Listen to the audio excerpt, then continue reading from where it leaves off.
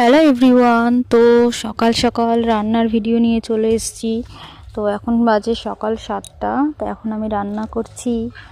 তো এদিকে মাছ ধুচ্ছি একদিকে রান্না করছি। তো আজকে রান্না হবে ফুলকপি আলু দিয়ে রুই মাছের ঝোল, আর বেগুন ভাজা, মুসুরির ডাল, আর মাছের তেলের চচ্চড়ি।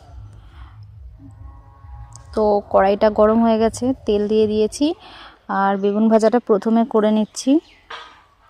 আর এদিকে আমি একদিকে রান্না করছি, তো আরেকদিকে মাছ ধুচ্ছিলাম, তাই জন্য আমাকে একটু মাছটা ধুয়ে দিচ্ছিল। তো রান্নাটা শেষ হলে তারপরে খেয়ে খাবার নিয়ে তারপরে কাজে যাবে, তাই জন্য একটুখানি হেল্প করে দিচ্ছিল।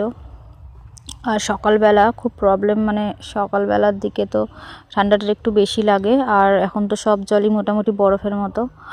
এদিকে সব কেটে কুটে নিয়েছি মাছের তেলের জন্য এগুলো, আর এটা হচ্ছে মাছের ঝোলে দেবো, তাই জন্য ফুলকপি ভেজে রেখেছি। আর এখানে ডালটা সিদ্ধ করে রেখেছিলাম, এবার শুধু ফোড়ন দিলেই হয়ে যাবে। এদিকে মাছ ভাজা হয়ে গেছে, মাছ তরকারিও রেডি, শুধু জিরের গুঁড়ো দিয়ে নামিয়ে দেব। তো দুদিন ধরে তরকারিতে ধনেপাতাটা ইউজ করছি না,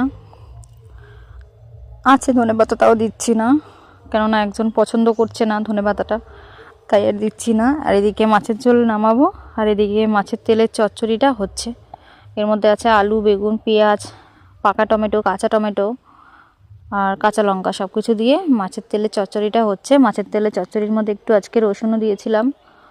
তো রেডি, এটাও রেডি, নামিয়ে নেব। আর ওদিকে হচ্ছে ডালটা ফোড়ন দিয়েছিলাম, ডালটাও ফুটে গেছে।